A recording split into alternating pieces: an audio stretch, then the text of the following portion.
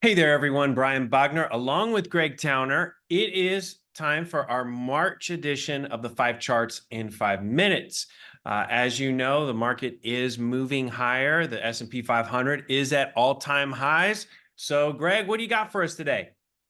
Yeah, thanks, Brian. It's definitely been quite a run since the October lows last year. The market sentiment's changed quite a bit in that time, hasn't it? People were quite negative back then.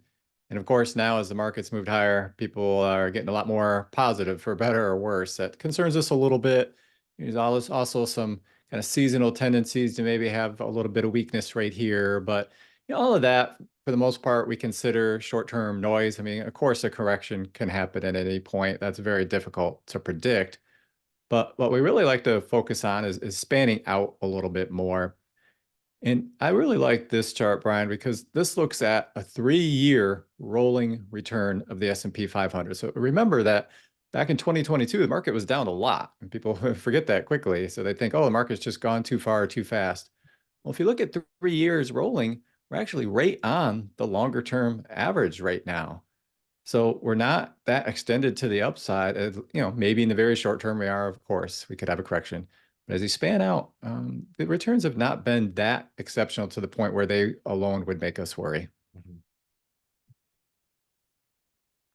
Well, sticking on longer term charts, let's go really long term here. This is the US Consumer Price Index, entire history back to 1900. And the reason we wanted to show this is we've talked a lot this year and even last year about kind of the normalization of the world and the economy and everything. And the longer term average of inflation has been about 3.3%, as it shows here. The most recent inflation number came in at 3.15. So believe it or not, we're actually now a little bit below the average inflation rate. Doesn't Yeah. feel that way because of the recent spike we had over the pandemic.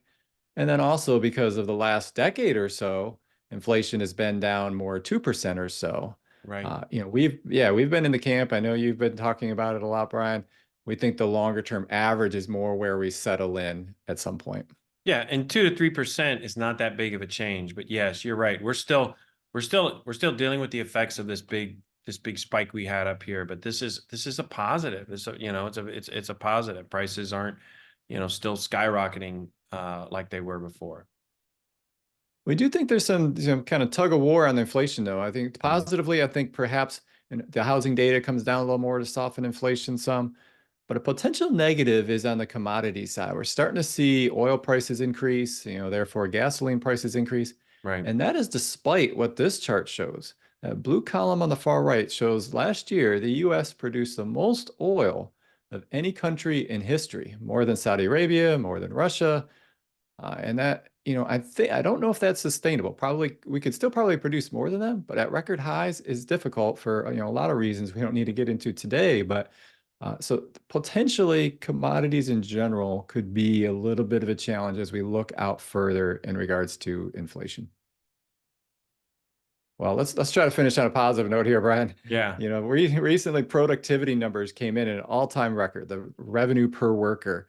It's a little bit hard to explain all this. Some people might say, artificial intelligence. I think it's a little bit early for that to be of too much of an impact. Agreed. Yeah, certainly you can see technology in general has helped, of course, but also, a lot of people have been jumping jobs during the pandemic, when jobs were so plentiful, and the job market is still strong, but I've seen data where people are staying in their jobs more. So that makes them more efficient, more productive workers. So I think by and large, this productivity number is good for obviously those companies, but also for the economy as a whole, as we're able to produce goods and services on a more efficient manner. Yeah, and I think dovetailing into that, we don't have a slide for this, is just, that look, unemployment is low. Like most people are working, right? You go to restaurants, you go out to places, people are spending money, they're doing things because folks are working right now. And Right. right, and this next layer, not only are they working, they're being very, very productive at what they're doing. So in closing, market corrections always a possibility. Is the market extended on the short term? We could debate about it. Maybe we do experience a correction, but looking longer term, 3 year terms aren't that excessive. It's not like the market is just so far extended up one way or the other here.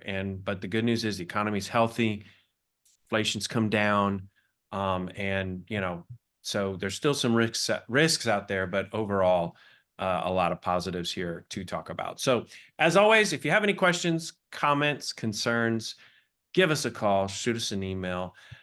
Thanks so much for watching today, and we will talk to you here in a couple weeks.